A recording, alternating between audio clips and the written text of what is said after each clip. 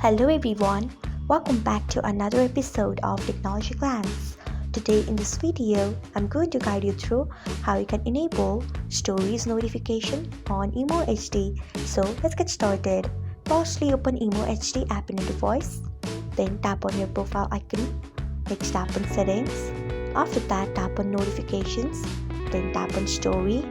Next you can see the option of allow notification. Turn on it by tapping on it.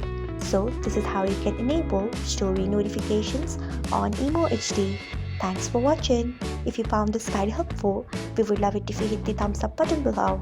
We upload great new tech tutorials like this one every day, so do not forget to subscribe to our channel and hit the bell icon so that you'll never miss another update.